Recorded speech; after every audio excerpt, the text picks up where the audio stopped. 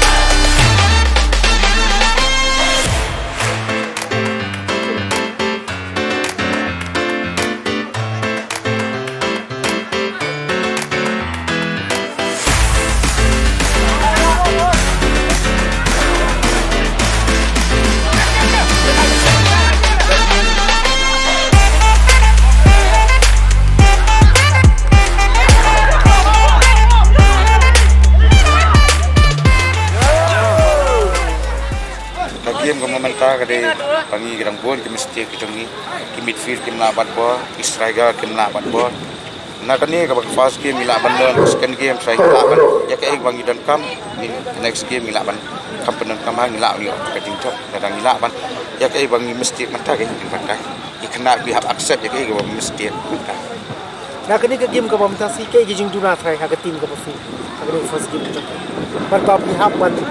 shoot penep hai la ke jong ka kun nam ta ki jing ko ke penang wan ka we ke di midfield ba striker kita ngi ka dong ka jing penkeliang no yo gol ka fasa don mo goalkeeper Jylliew la injured kalau long accident para player la yo shoot ti tu dengan masih nak shoot ban le kai ketika yang nak shoot ban move dengan masih menghap change no next game la no but ya kai ketik skip aku tarik team flat baru langsung so another team ka ba fi happen ya langsung kadi top team bila tip hi Shillong kadi top team langsung kadi hari ni snem beladi kadi champion te kemudian mingi hab kai do or die ile kadang ilong kum dong naru hab do or die game ka ba fin punhun mesin mi fi Hadien ba ka Mawlai ka ba fi layalam ka job juga Nangkiew Irat ke ba fi dan banok Jinsha game ke senior ba anyway kali life point is more enough try next game we'll do in kamle kamba su khilap ban patai ngi kin lengkon fasa pa ka second half kantam second half pa fi tala ban yo thai ti goal tu first half like ni le kai senior ba like 4% of kamle ka ga plan ni maybe because new ground ka bat ba tas ni ka slap undu mana kami happy rem kamadan bengi practice matrai ka effect ba ki player ki slam ma ban adjust ni ground that's why miss pass miss control that's why ni khamla ban like I ba first half second half like we have some change in the midfield we ka kami biang then we got those 2 goals try more enough try ni da fi penchon norem bai ke jing yakun ba Hadien play ko penen ke jompi kan Nangkiew Irat ka kham tolot bani lesi kan jinda ka Mawlai ka jin ban job khambun tri go ngatra we miss some chances in the try yo to chance we miss ni khama bani utilize to chance Nangkiew Irat defend are good goalkeeper wai biang like nak ayu anyway next game ka next game buat jong ni another tough game aku tarik ni let's see tomorrow how lajong okay ba thank you ba all the best